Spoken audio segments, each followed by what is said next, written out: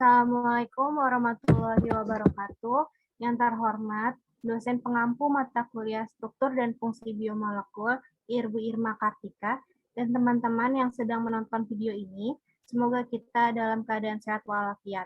Izinkan saya beserta teman-teman saya, perwakilan dari Universitas Negeri Jakarta, dari Kimia A 2020 yang beranggotakan Iqfa Wikoy Khairani, Naila Mustafa, Rahmania, dan saya sendiri Salsabila akan memaparkan materi tentang vitamin larut dalam air.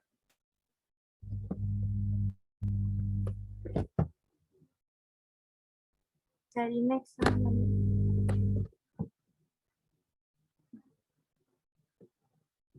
Vitamin merupakan zat gizi yang dibutuhkan dalam tubuh agar berfungsi secara optimal. Vitamin yang larut dalam air adalah vitamin yang mudah diserap ke dalam jaringan dan secara alami tidak disimpan dalam tubuh.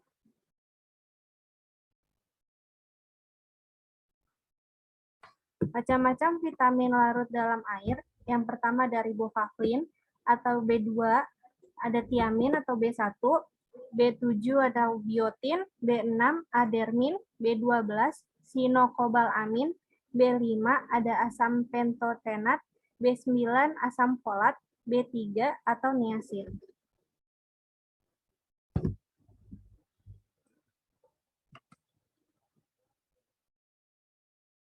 Topik pembahasan kita kali ini ada sejarah, sumber, fungsi, rekomendasi dosis harian, sifat fisik dan sifat kimia, mekanisme dalam tubuh, dan efek vitamin.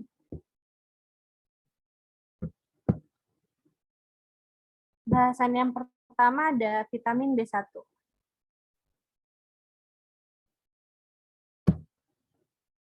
Kita mulai dari sejarah vitamin B1. Yang pertama, pada 1911, Casimir Funk, seorang ahli biokimia Amerika Serikat, menggalakkan penelitian pada tahun 1912 dan menemukan bahwa zat berbahaya yang bernama polineuritis yang terkandung dalam tubuh burung dara dan dapat dihilangkan dengan cara mengusap burung-burung itu dengan konsentrat yang terbuat dari selaput beras. Dari sini, ia menyimpulkan kalau burung-burung tersebut kekurangan vitamin B1 atau zat tiamin yang dapat ditemukan dalam selaput beras. Ia percaya bahwa penyakit-penyakit yang diderita manusia seperti beri-beri, sariawan, dan pellagra dipengaruhi oleh kurangnya zat yang ia sebut sebagai anamin, yang kemudian disebut juga sebagai vitamin. Karena zat ini dibutuhkan untuk hidup, yang berarti vita, dan mengandung unsur nitrogen yang berarti amin. Namun, setelah melakukan beberapa penelitian, ditemukan bahwa tidak semua zat-zat vitamin mengandung nitrogen, sehingga kata vitaminnya diubah menjadi vitamin. Selanjutnya ada Christian A. Zickman pada tahun 1897 di Batavia atau Jakarta, Indonesia. Ia mengamati bahwa ayam yang makan sisa-sisa nasi putih dari penjara mengalami kelemahan berat. Selanjutnya ada Takaaki Kanahiro pada 1906 menunjukkan bahwa penyakit beri-beri pada pelaut Jepang dapat dikurangi dengan menggantikan sebagian nasi putih yang telah dimakan dengan roti yang telah terbuat dari gandum. Next. Selanjutnya ada sumber-sumber vitamin B1. Kalau sumber nabati, vitamin B1 bisa berasal dari kacang-kacangan dan biji-bijian, sedangkan dari sumber hewani, tiamin tirofosfat atau vitamin B1 dapat ditemukan dalam jaringan hewan, hati, salmon, dan tuna.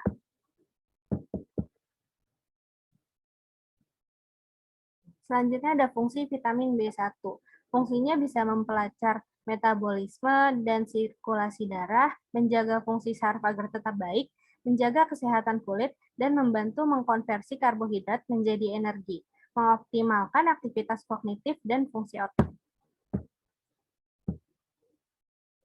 Untuk dosis harian, dalam usia 0-6 bulan, pria membutuhkan 0,2 mg, dan wanita juga sama membutuhkan 0,2 mg. Untuk 7-12 bulan, pria dan wanita sama-sama membutuhkan 0,3 mg. Selanjutnya bisa dilihat pada tabel yang tersedia. Next.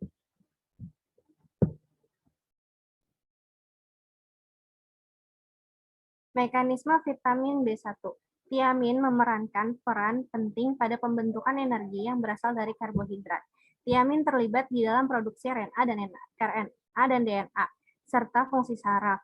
Bentuk aktifnya berupa koenzim yang disebut tiamin pirofosfat atau TPP, yang terlibat dalam peranan konversi piruvat menjadi asetil koenzim A pada metabolisme. Seperti yang sudah dijelaskan bahwa vitamin B1 bentuk aktifnya itu berupa koenzim yang disebut tiamin pirofosfat atau TPP. Ini adalah proses pembentukan dari tiamin menjadi tiamin pirofosfat atau TPP. Next. Nah, tiamin atau vitamin B1 ini membentuk proses asam piruvat menjadi asetil koenzim A. Bisa dilihat ya, TPP berperan sebagai koenzim dalam pembentukan asetil koenzim A dari asam piruvat. Next. Sifat fisik dan sifat kimia vitamin B1. Sifat fisiknya kristal padat, berwarna putih kekuningan, sifat kimianya larut dalam air, sedikit larut dalam etanol, kebanyakan tidak larut dalam pelarut organik, stabil dalam asam meskipun dipanaskan, mudah dioksida. Selanjutnya ada kelebihan dan kekurangan vitamin B1. Kekurangannya bisa menyebabkan penyakit beri-beri, yaitu penyakit pembengkakan, bisa pada kaki, pada tangan. Kelebihannya dapat mengganggu perut, menyebabkan alergi seperti bibir menjadi biru dan sesak nafas.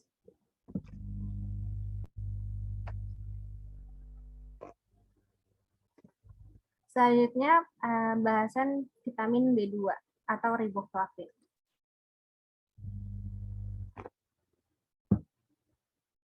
Sejarah vitamin B2.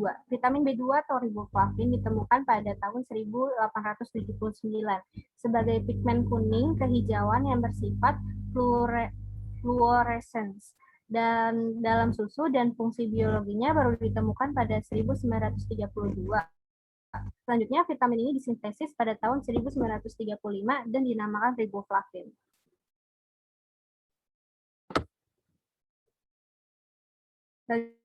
Kita ada sumber vitamin B2, ada sumber hewani yang berasal dari hati, daging, telur, dan keju, dan sumber nabati bisa berasal dari brokoli, kacang-kacangan, dan jamur.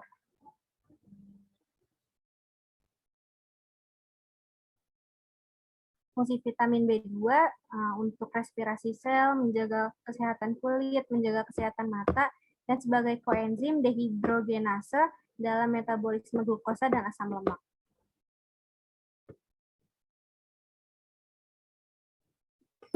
Untuk dosis harian bisa dilihat pada tabel jumlah dosis yang dibutuhkan untuk 0 sampai 6 bulan pria dan wanita sama-sama 0,3 mg.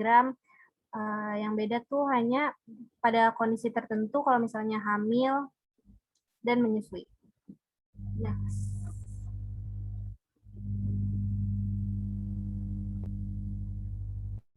Sifat fisik dan sifat kimia vitamin B2.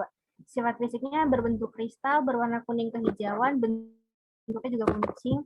Sifat kimianya tahan panas, larut dalam air, tidak tahan sinar, stabil dalam lingkungan asam, dan tahan dioksidasi. Selanjutnya ada kelebihan dan kekurangan vitamin B2. Kekurangannya bisa terkena penyakit gejala anemia berupa mata merah, kulit kering, dan bibir pecah-pecah. Kelebihannya bisa menyebabkan urin berwarna orange.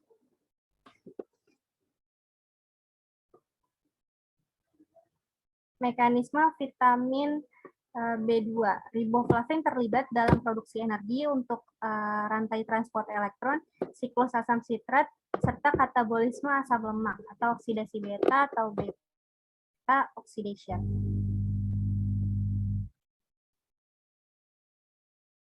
Selanjutnya ada proses oksidasi lemak, di mana sudah dijelaskan tadi kalau riboflavin atau vitamin B2 berperan sebagai koenzim dalam bentuk koenzim. Nama koenzimnya itu, nama bentuk aktifnya itu flavin adenin dinukleotida atau FAD yang ada pada gambar di step kedua. Next.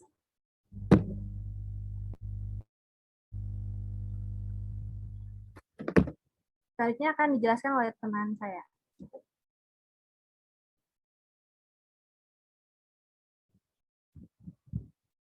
Oke, baik. Selanjutnya ada vitamin B3 atau niacin. Next. Nah, sejarahnya. Vitamin B3 atau niacin itu erat kaitannya dengan penelitian penyebab dan pengobatan pellagra, suatu penyakit yang umum ditemukan di Spanyol dan Italia pada abad ke-18. Goldberg pada tahun 1918 menyatakan bahwa penyakit ini disebabkan oleh kekurangan zat gizi yang dapat disembuhkan dengan memakan protein bermutu tinggi. Lalu selanjutnya ada Conrad Elvegem pada tahun 1937 menyatakan pellagra pada anjing disebabkan oleh niacin. Terakhir, ada Goldsmith pada tahun 1961 menyatakan bila penduduk makan jagung tanpa tambahan sumber protein bermutu tinggi, maka akan mengalami tanda-tanda pellagra. Next. Lalu ada sumber vitamin B3. Sumber hewaninya itu ada dari ikan tuna, dada ayam, telur, produk susu, jeroan, daging sapi. Lalu untuk sumber nabatinya ada jamur, gandum utuh, almond, kedelai, kacang hijau, kacang panggang, nasi merah, dan alpukat. Next. Fungsi vitamin B3 diantaranya yaitu untuk menurunkan kolesterol, melepaskan energi dari karbohidrat, protein, dan lemak, mensintesis asam lemak dari glukosa, lalu sebagai koenzim NAD dan NADP, dan sintesis protein dari asam nukleat. Next. Rekomendasi dosis harian vitamin B3 yaitu untuk umur 0 bulan sampai 9 tahun itu untuk pria dan wanita masih sama. Nah, untuk umur di atas itu bisa dilihat perbedaannya pada tabel juga untuk kondisi fisiologi tertentu ada ketentuannya sendiri. Next. Lalu struktur dan sifat dari vitamin B3. Sifat fisikanya yaitu ia berbentuk kristal dan berwarna putih. Lalu sifat kimianya tahan terhadap suhu tinggi, cahaya, asam alkali, dan oksidasi. Lalu mudah diubah menjadi bentuk aktif nikotinamida, dan vitamin B3 itu larut dalam air sepertinya. Nah, di samping tabel ini, kan niacin itu merupakan turunan dari pirimidin dengan gugus karboksil pada posisi 3 dengan nama umum asam nikotinat yang mampu berubah menjadi nikotinamida. Asam nikotinat diabsorpsi di usus halus sebagai nikotinat. Nikotinat mengalami fosforilasi menjadi NMN atau nikotinat mononukleotida dan adenilasi oleh ATP dan penambahan gugus amida dari glutamin membentuk koenzim NAD+ atau nikotinamida adenin dinukleotida. Nah, NAD+ ini dapat mengalami fosforilasi menjadi NADP+ dan menghasilkan koenzim. Next. Nah, lalu mekanisme vitamin B3 di dalam tubuh yaitu niacin terdiri dari dua struktur, asam nikotinat dan nikotinamida. Ada dua bentuk koenzim dari niacin, nikotinamida adenin dinukleotida atau NAD dan nikotinamida adenin dinukleotida fosfat atau NADP. Keduanya memainkan peran penting dalam reaksi transfer energi dalam metabolisme glukosa, lemak, dan alkohol. NAD membawa hidrogen dan elektron mereka selama reaksi metabolik, termasuk jalur dari siklus asam sitrat menuju rantai transport elektron. NADP adalah koenzim di dalam lipid dan sintesis asam nukleat. Next. Nah, berikut ada efek dari vitamin B3. Kalau kita kelebihan vitamin B3 akan menyebabkan niacin flash atau seperti kemerahan pada kulit, lalu reaksi alergi, gatal-gatal, bengkak pada wajah, bibir dan lidah, lalu rendahnya kolesterol darah dan trigliserida atau lemak dalam darah, kemudian dapat juga meningkatkan HDL atau kolesterol baik. Nah, kemudian kalau kita kekurangan vitamin B3, kita akan mudah mengalami kelelahan, gangguan pencernaan, sariawan, dan muntah. Kemudian bisa juga menyebabkan penyakit pellagra yang ditandai dengan ruam bersisik pada area kulit yang terkena matahari, muntah, diare, sakit kepala, tubuh sering lelah, depresi, mulut bengkak, lidah memerah cerah, dan kesulitan berkonsentrasi. Nah, jika tidak diobati, penyakit pellagra dapat menyebabkan kematian. Next. Vitamin B5 atau asam pantotenat. Next. Sejarahnya yaitu vitamin B5 atau asam pantotenat ditemukan pada tahun 1940 dalam penelitian tentang faktor pertumbuhan antidermatitis dalam khamir sintesis. Next. Sumber vitamin B5. Kalau dari hewaninya itu ada dari ayam, telur, hati, daging sapi, kuning telur, ikan salmon, dan produk susu. Kalau dari nabatinya ada dari ekstrak ragi, jamur shiitake, tomat, brokoli, alpukat, kubis, ubi, kentang, gandum utuh, kacang hazelnut, biji bunga matahari, dan kacang merah. Next. Fungsi dari vitamin B5 yaitu sebagai pelepasan energi dari metabolisme karbohidrat, lemak, dan protein, kemudian sintesis asam amino, asam lemak, dan sterol atau kolesterol, kemudian ada sintesis hormon steroid untuk pembentukan hemoglobin, dan sebagai penyusun sel darah merah juga sebagai penyusun asetilkolin atau neurotransmitter. Next.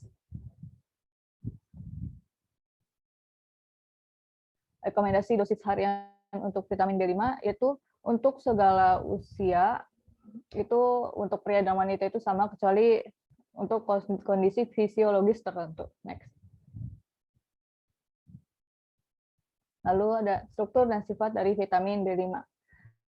Sifat fisika dari vitamin B5 yaitu ia berbentuk kristal, berwarna putih, dan rasanya pahit. Kemudian untuk sifat kimianya, vitamin B5 itu larut dalam air, lebih stabil dalam keadaan larut daripada kering. Kemudian dalam larutan netral, tahan terhadap panas, dan mudah terurai oleh asam dan alkali. Nah, di samping tabel ini, ada beberapa derivat asam pantotenat. Di antaranya yaitu kalsium pantotenat, pantetin, dan pantenol. Kalsium pantotenat memiliki struktur yang mirip dengan asam pantotenat, namun gugus asamnya diganti dengan garam kalsium. Pantetin merupakan vitamin B5 yang tersusun atas gugus sulfihidril. Dengan adanya gugus ini, membuat pantetin sebagai vitamin B5 yang paling aktif secara biologi. Pantenol merupakan provitamin B5 yang tersusun atas gugus alkohol yang segera dikonversi di dalam tubuh menjadi asam pantotenat. Next. Kemudian mekanisme vitamin B5 di dalam tubuh. Asam pantotenat itu terlibat di dalam oksidasi asam lemak dan karbohidrat. Koenzim A yang dapat disintesis dari asam pantotenat terlibat dalam sintesis asam amino, asam lemak, keton, kolesterol, fosfolipid, hormon steroid, neurotransmitter seperti asetilkolin, dan antibodi. Next. Kemudian ada efek dari vitamin B5. Kalau kita kelebihan vitamin B5 itu bisa menyebabkan diare, perut kembung, alergi, depresi, dehidrasi, dan bengkak.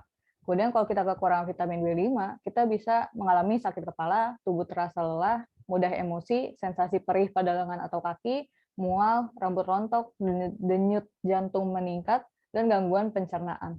Next. Vitamin B6 yaitu yang terdiri dari piridoksin, piridoksal, dan piridoksamin. Next. Sejarahnya, vitamin B6 yang 3 tadi, piridoksil, piridoksal, dan piridoksamin, pada tahun 1934, Georgi mengidentifikasikan dan memisahkan vitamin B6 yang dapat menyembuhkan dermatitik bersisik pada tikus percobaan.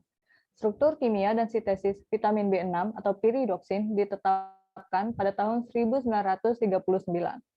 Kemudian bentuk lain berupa piridoksamin serta dalam bentuk aktifnya sebagai piridoksal fosfat ditetapkan pada tahun 1942. Next. Sumber vitamin B6. Kalau dari hewani ada dari ikan tuna, kalkun, daging, hati, ikan salmon, susu, dan telur. Kemudian kalau dari nabatinya itu ada dari pisang, buncis, kentang, bawang putih, kacang hazelnut, paprika, gandum, biji wijen, dan biji bunga matahari. Next.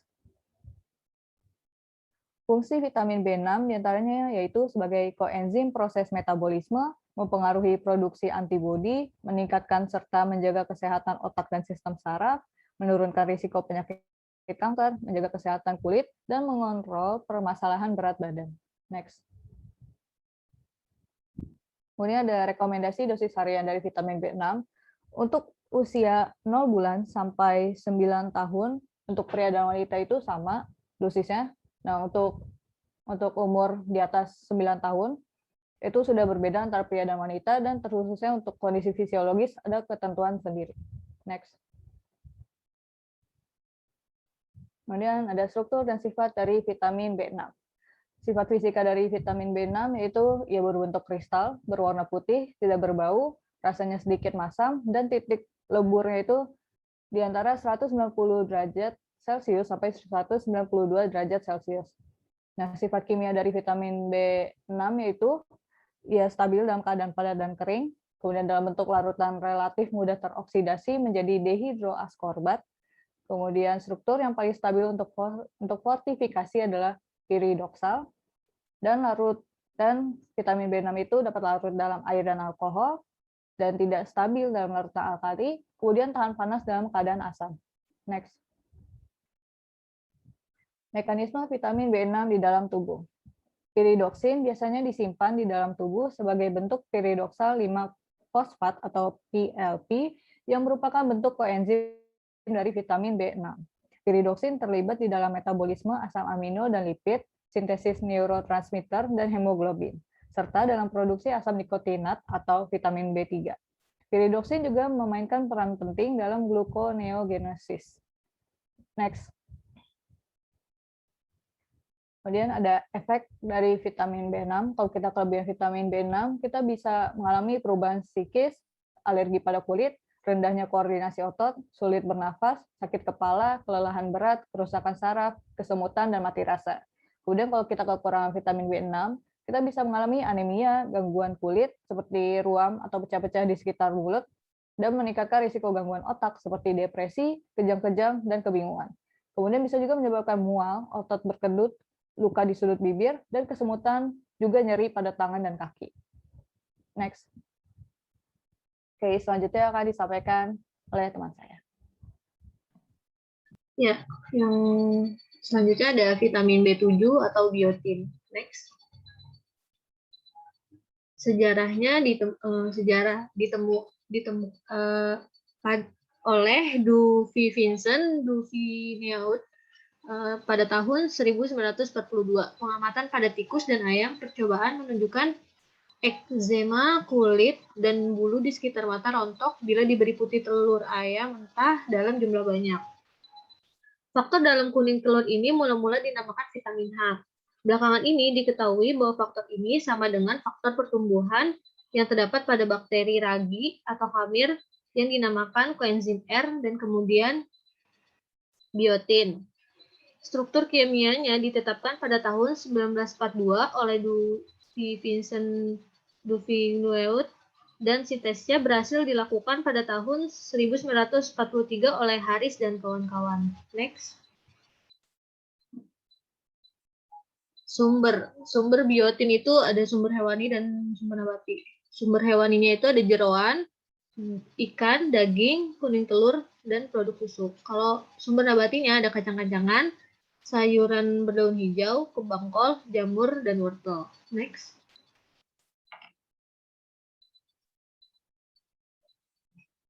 Fungsi biotin yang pertama yaitu sebagai koenzim pada reaksi yang menyangkut penambahan atau pengurangan CO2 dari senyawa aktif. Terus kemudian ada sebagai kofaktor berbagai enzim karboksilase yang digunakan dalam sintesis dan metabolisme asam lemak, gluconeogenesis, dan metabolisme asam amino.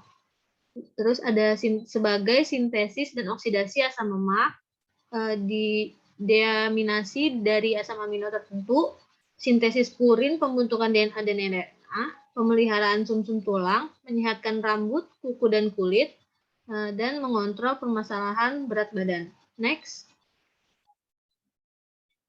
Ada rekomendasian dosis harian vitamin B7 atau biotin. Bisa dilihat pada tabel usia 0 bulan sampai 9 tahun, dosis perempuan dan laki-lakinya itu sama. Kemudian umur 10 tahun sampai seterusnya itu mulai berbeda, dan pada ibu hamil dan ibu menyusui pun berbeda. Next. ada struktur dan sifat biotin. Sifat fisiknya yaitu tahan panas, larut dalam air, larut dalam alkohol, dan mudah teroksidasi. Sifat kimianya yaitu suatu asam monokarboksilat terdiri cincin imidazol yang bersatu dengan cincin tetrahidratiofen dengan rantai samping asam valerat. Imidazol penting sebagai pengikat avidin atau protein utama putih telur, namun jika telur mentah tidak dapat dihidrolisis. Next. Nah, ini ada mekanisme biotin. Yang pertama itu biotin dikarboksilasi dengan mengorbankan ATP oleh biotin karboksilase. Dan yang kedua ada bikarbonat ditransfer ke asetil koenzim A oleh karboksil transfer. Nah, ketiga protein-protein pembawa biotin karboksil, biotin karboksilase, dan karboksil transfer membentuk kompleks multienzim tunggal karena biotin terikat pada protein pembawa melalui rantai hidrokarbon fleksibel yang panjang. Biotin bereaksi secara bergantian dengan karboksilase dan karboksil transfer dalam kompleks multienzim. Asetil karboksilase adalah enzim yang bergantung pada biotin yang mengkatalis karboksilasi irreversible asetil-CoA untuk menghasilkan malonyl koenzim A melalui dua aktivitas katalitiknya, yaitu biotin karboksilase dan karboksilase transfer. Next. Biotin memainkan peran kunci di dalam metabolisme lipid, protein, dan karbohidrat. Biotin adalah koenzim penting dari 4 karboksilase, yaitu ada asetil-CoA karboksilase yang terlibat dalam sintesis asam lemak dari asetat. Yang kedua ada propinyl koenzim karboksilase yang terlibat dalam gluconeogenesis. Yang ketiga ada beta-metil krotonil koenzim A karboksilase yang terlibat dalam metabolisme leusin. Dan yang keempat ada piruvat koenzim A karboksilase yang terlibat dalam metabolisme energi, asam amino, dan kolesterol. Next. Adapun efek kekurangan dan kelebihan dari biotin. Kelebihan biotin akan meningkatkan intensitas buang air kecil dan keringat. Kemudian dapat menyebabkan mual ringan, kram perut, dan diare. Dan yang terakhir yaitu muncul gejala berupa rambut rontok, kulit kering, ruam bersisik di sekitar mata atau mulut, mata kering, kelelahan, dan depresi. Adapun kekurangan dari biotin yaitu gejala kekurangan biotin pada orang dewasa ada rasa lelah, kurang nafsu makan, rasa enek dan mual-mual, otot sakit, kulit kering dan bersisik, alopecia atau kebotakan setempat, dan kesemutan. Kalau pada bayi berumur di bawah 6 bulan terlihat gejala dermatitis seborrhea dan alopecia. Next. Nah, yang selanjutnya yaitu vitamin B9 atau asam folat. Next. Sejarah asam folat itu ditemukan oleh L. Willis pada tahun 1930, meneliti menyebabkan anemia makrositik di antara pekerja tekstil wanita di Bombay. Ternyata vitamin ini dapat menyembuhkan anemia makrositik yang banyak terdapat pada masyarakat miskin. Jadi asam folat adalah nama generik sekelompok ikatan secara kimiawi dan gizi sama dengan asam folat.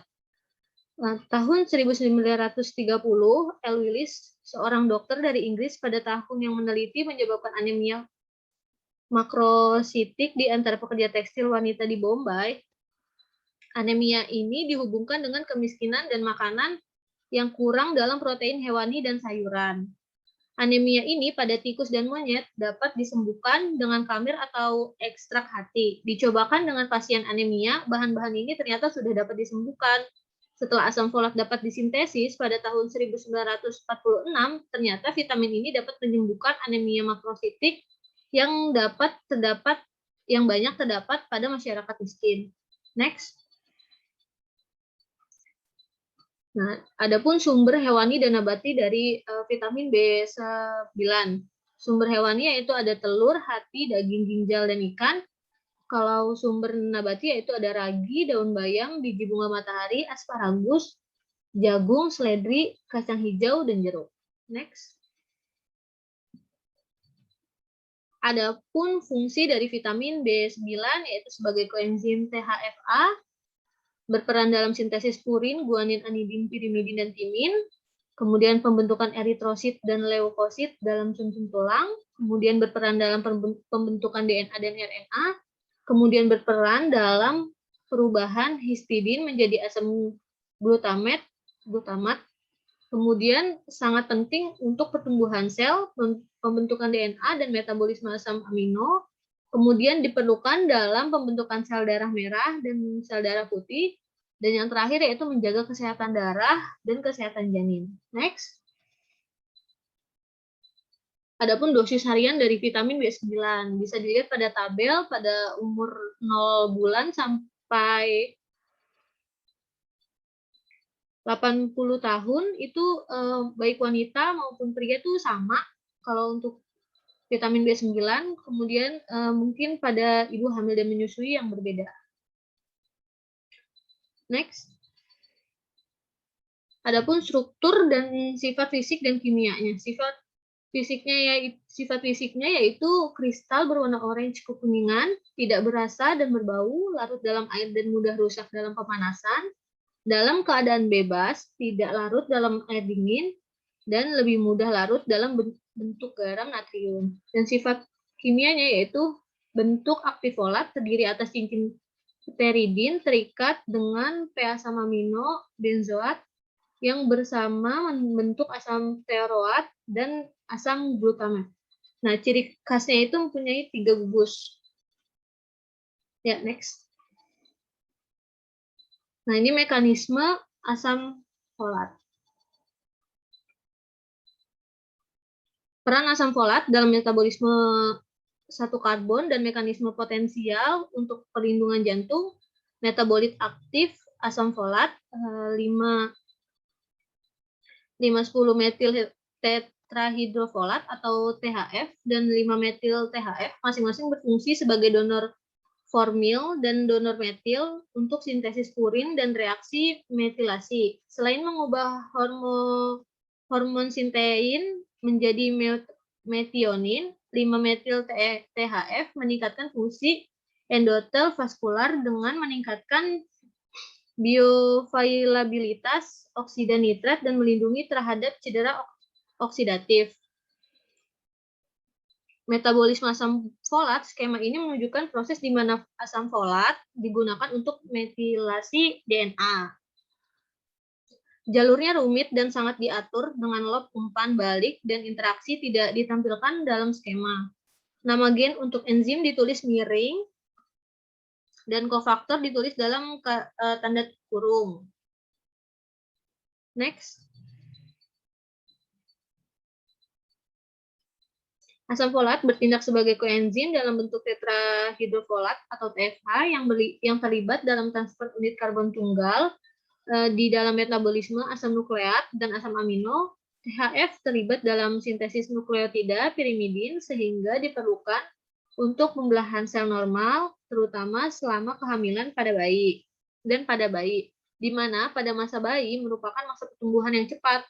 Folat juga membantu dalam proses eritropoiesis atau produksi sel darah merah. Next. Adapun efek kelebihan dan kekurangan dari vitamin B9. Kelebihan vitamin B9 itu menyebabkan masalah perut, reaksi kulit, kejang, dan gangguan tidur. Dan jika kekurangan vitamin B9, gangguan metabolisme DNA yaitu seperti sel sangat cepat membelah atau sel darah merah, sel darah putih dan sel epitel lambung dan usus dan sel rahim. Pada sel darah merah, sel darah putih, sel epitel lambung dan usus, dan sel rahim. Dan yang kedua itu menghambat pertumbuhan, anemia, megaloblastik, gangguan darah, peradangan lidah, dan gangguan saluran cerna. Next. Nah, kemudian vitamin B12 dan vitamin C akan dijelaskan oleh teman saya. Selanjutnya itu vitamin B12 atau cyanocobalamin. Dimulai dari sejarah, yang pertama Thomas Edison pada tahun 1855 pertama kali menjelaskan anemia perniciosa. Lalu dilanjutkan oleh Murad dan William V. Murphy pada tahun 1926 yang menemukan obat dari anemia perniciosa. Ia mendapatkan Nobel karena mengungkapkan bahwa anemia perniciosa adalah penyakit gangguan gizi yang dapat disembuhkan dengan pemberian makanan yang mengandung 100-200 gram hati sapi. Temuan ini kemudian dilanjutkan dengan pembuatan ekstrak hati yang bila diberikan melalui suntikan ternyata dapat menyembuhkan penyakit ini. Ditemukan pula bahwa anemia perniciosa mempunyai hubungan erat dengan kekurangan cairan lambung. Dilanjutkan oleh Kestel pada tahun 1941, ia menemukan metode dan faktor penyembuh dari anemia perniciosa dengan memberikan pasien daging sapi melalui mulut yang dinamakan faktor ekstrinsik bersama dengan cairan lambung manusia yang mengandung unsur intrinsik. Lalu Rikis dan kawan-kawan pada tahun 1948. Mereka dari Amerika Serikat dan kelompok dari Inggris yang menemukan faktor ekstrinsik vitamin B12 yang kemudian dapat diisolasi dari hati. Selanjutnya, Smith dan Parker pada tahun 1948 yang menjelaskan penemuan Kestel tentang peranan sentral lambung dalam absorpsi vitamin B12. Lalu yang terakhir ada Gersberg dan kawan-kawan pada tahun 1966, ia mengisolasi faktor intrinsik B12, yaitu suatu glikoprotein yang dikeluarkan sel-sel mukosa lambung. Sumber vitamin B12 dari hewani itu ada hati, jantung, gurita, tiram, dan ikan tuna, sedangkan dari nabati ada tempe dan juga ganggang. Selanjutnya, fungsi dari vitamin B12, yaitu sebagai koenzim, yaitu kofaktor 2 enzim pada manusia, yaitu metionin sintetase dan metilmalonyl koenzim mutase untuk sintesis DNA, membantu menjaga fungsi dan perkembangan otak, fungsi saraf, dan produksi sel darah. Lalu diperlukan untuk mengubah protein dan lemak menjadi energi dan sangat penting untuk pembelahan sel dan sintesis DNA. Lalu untuk pembentukan sel darah, protein, dan jaringan, dan mengubah asam folat menjadi bentuk aktif, dan yang terakhir berperan dalam metabolisme semua sel. Selanjutnya, fungsi vitamin B12 yang metabolisme asam folat dan koenzim asam folat. Bisa dilihat mekanismenya pada gambar yang sudah terlampir. Metabolisme asam folat yang dibentuk poliglutamat dan diubah menjadi monoglutamat untuk diadsorpsi. Pada proses adsorpsi, sel fat diubah menjadi beberapa derivat sebagai hal yang penting dengan direduksi menjadi tetrahidrofolat atau THF yang memiliki fungsi utama sebagai penerima dan donor unit satu karbon dalam berbagai langkah dalam sintesis DNA. Defisiensi asam folat menyebabkan gangguan keterlambatan sintesis DNA sehingga sel yang berpoliferase berat mensintesis DNA dan menyebabkan perbesaran inti eritrosit. Meskipun pembelahan mitosis utama tertunda waktunya, sintesis RNA dan unsur sitoplasma berlangsung normal. Jadi, inti sel bersifat imatur, sedangkan sitoplasma bersifat atur. Karena maturasi yang tidak teratur, maka terjadi akumulasi megaloblast dalam sumsum tulang, yang mengakibatkan penurunan jumlah eritrosit, serta terjadi anemia. Selanjutnya, rekomendasi dosis harian. Pada pria dan wanita, dosisnya sama, yaitu seperti yang tertera pada gambar. Yang membedakan adalah dalam keadaan tertentu, seperti ibu hamil dan menyusui. Dosisnya bisa dilihat pada gambar yang tertera.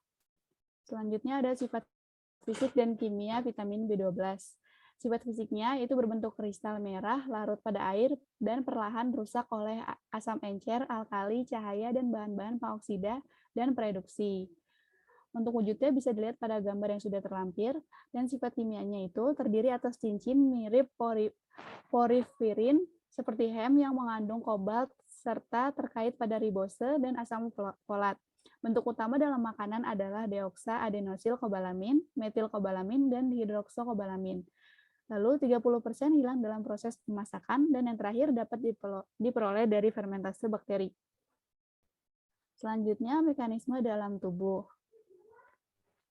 Itu gambarnya bisa dilihat pada gambar yang sudah tertera. Jadi vitamin B12 berfungsi sebagai koenzim di dalam metabolisme perantara untuk reaksi metionin sintase dengan metilkobalamin dan reaksi metilmalonyl koenzim mutase dengan adenosilkobalamin. Jadi kan awalnya makanan yang mengandung vitamin B12 masuk ke dalam tubuh dalam bentuk metilkobalamin dan cyanokobalamin. Lalu Yang kedua, kobalamin akan diikat oleh protein berupa R faktor atau rapid electrolytic mobility yang berada di saliva. Lalu, ikatan kobalamin ditambah R faktor masuk ke gaster atau lambung. Di lambung, terdapat sel sheath dan sel parietal. Sel parietal menghasilkan intrinsic faktor atau IF.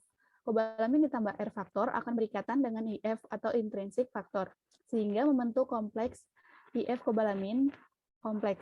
IF kobalamin kompleks yang masuk ke duodenum yang bersifat alkali. Nah, di duodenum, kobalamin ditambah IF akan dilepaskan dari R faktor oleh enzim protease yang dihasilkan oleh pankreas. Lalu masuk ke ileum dan berikatan dengan reseptor kubilin yang ada di M mikrofili ileus usus halus dan disertai dengan degradasi intrinsik faktor atau IF. Kobalamin akan berikatan dengan transkobalamin atau TC2 sehingga membentuk TC2 kobalamin kompleks yang akan masuk ke vena porta untuk menuju ke hepar atau hati dan akan berikatan dengan reseptor khusus berupa TC2 reseptor. TC2 kobalamin kompleks akan dilepaskan ke dalam sel yang akan masuk ke lisosom. Lalu, di lisosom terjadi pelepasan TC2 dari kobalamin.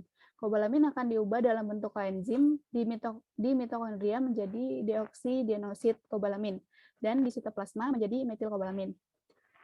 Selanjutnya, deoksiadenosid B12 akan diubah menjadi metilmalonil koenzim yang kemudian akan diubah menjadi suksinil koenzim.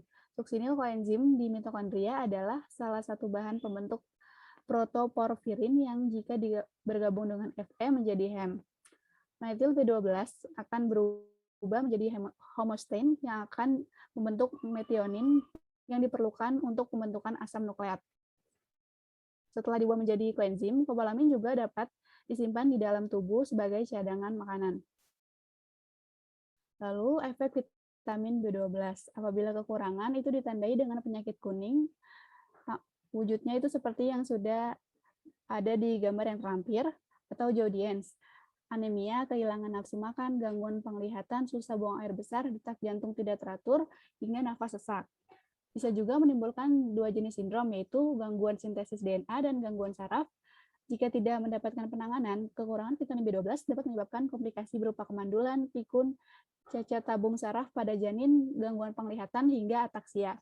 Apabila kelebihan vitamin B12 itu tidak diketahui adanya gangguan karena kelebihan vitamin B12, karena dosis hingga 100 mg tidak menampakkan bahaya. Vegetarian dianjurkan memakan suplemen multivitamin yang mengandung vitamin B12. Apabila kelebihan vitamin B12, maka akan menyebabkan kerusakan syaraf optik dan menyebabkan kanker prostat. Yang akan dibahas selanjutnya adalah vitamin C. Dimulai dari sejarahnya. Yang pertama, penyakit scurvy telah lama dikenal sejak abad ke-15. Penyakitnya itu seperti gambar yang tertera pada layar. Penyakit scurvy telah lama terkenal sejak abad ke-15, yaitu penyakit yang banyak diderita oleh pelaut yang berlayar selama berbulan-bulan dan bertahan mengonsumsi makanan yang dikeringkan dari biskuit. Penyakit ini menyebabkan pucat, rasa lelah berkepanjangan, diikuti oleh perdarahan gusi, perdarahan di bawah kulit, edema, tukak, dan akhirnya kematian. Lalu diawali oleh Sven Georgi dan C. Glenking pada tahun 1932, mereka mengisolasi zat yang dinamakan vitamin.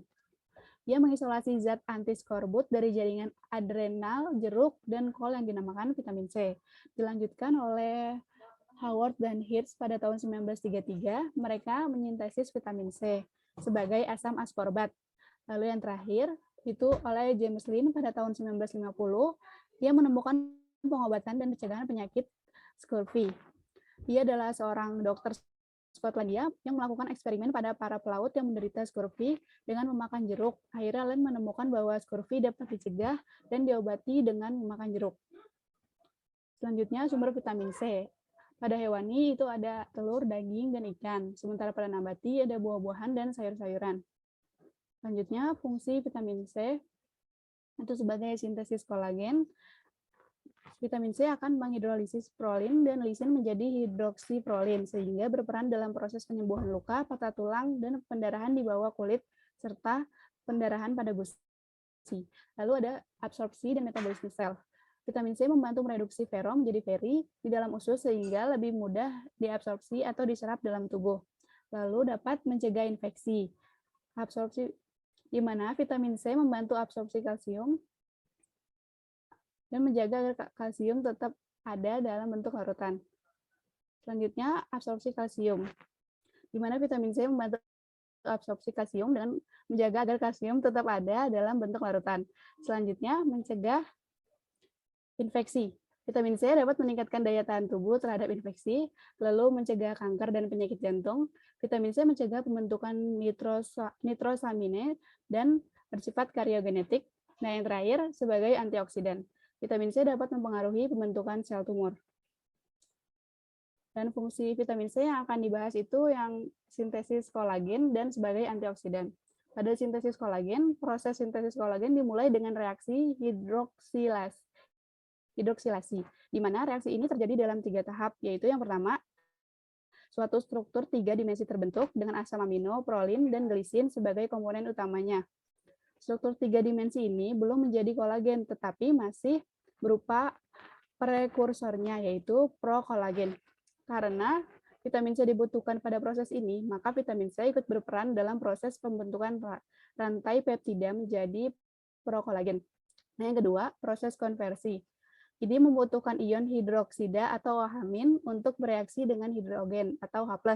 Nah, yang ketiga, reaksi katalisis. Reaksi hidroksilasi ini dikatalisis oleh enzim prolil 4 hidroksilase dan lisil hidroksilase. Setelah terbentuk radikal askorbil atau suatu senyawa dengan elektron tidak berpasangan,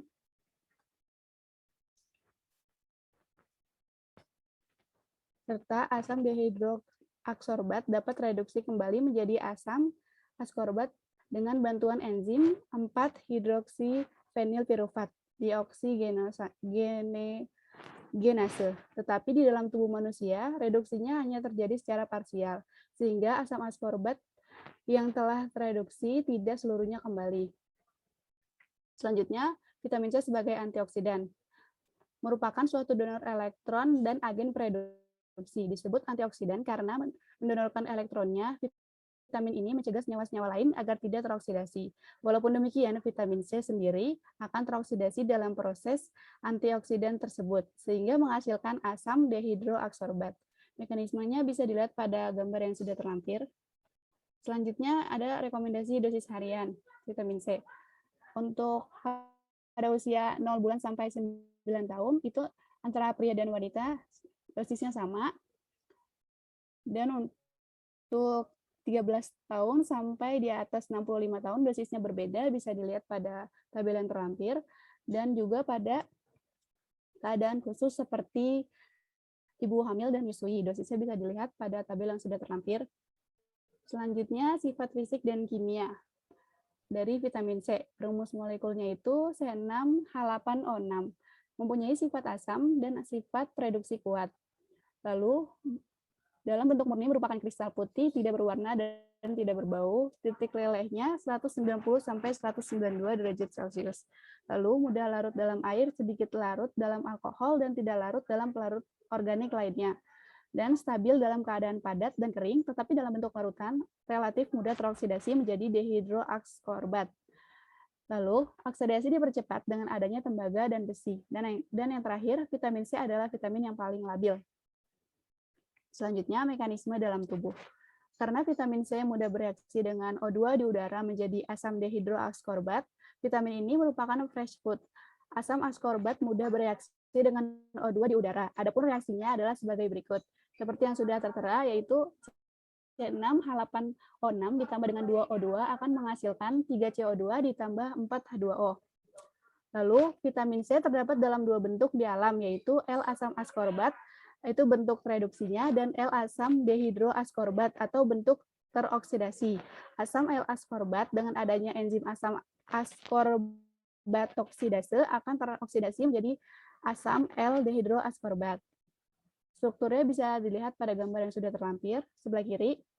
Lalu selanjutnya, vitamin C mudah diabsorpsi secara aktif dan mungkin pula secara difusi pada bagian atas usus halus, lalu masuk ke peredaran darah melalui vena porta. Setelah terbentuk radikal askorbil atau suatu senyawa yang suatu senyawa dengan elektron tidak berpasangan, serta asam dehidroaskorbat dapat reduksi kembali menjadi asam askorbat dengan bantuan enzim 4-hidroksifenilpirufat dioksigenase. Tetapi di dalam tubuh manusia, reduksinya hanya terjadi secara parsial, sehingga asam askorbat yang telah teroksidasi tidak seluruhnya kembali. L-dehidroaskorbat dioksidasi lebih lanjut akan terbentuk asam 2,3 dekotogulonik. Lalu dapat menjadi asam oksalat dan satu asam treonik. Reaksi vitamin C menjadi asam L-dehidroaskorbat bersifat reversibel, sedangkan reaksi-reaksi yang lainnya tidak. Asam oksalat akan membentuk ikatan dengan mineral dan membentuk senyawa lain, tergantung dengan zat yang mengikatnya. Selanjutnya, efek vitamin C. Apabila kita kekurangan vitamin C, maka gejalanya itu akan lelah, lemah, nafas pendek, kejang otot, tulat, persendian sakit, nafsu makan kurang, kulit kering, pendarahan gusi, dan lain-lain. Dan kekurangan vitamin C itu dapat menyebabkan luka sukar sembuh, anemia, leukosit turun, depresi, dan gangguan saraf. Juga gejala skorbut timbul bila vitamin C dalam darah kurang dari 0,2 mg.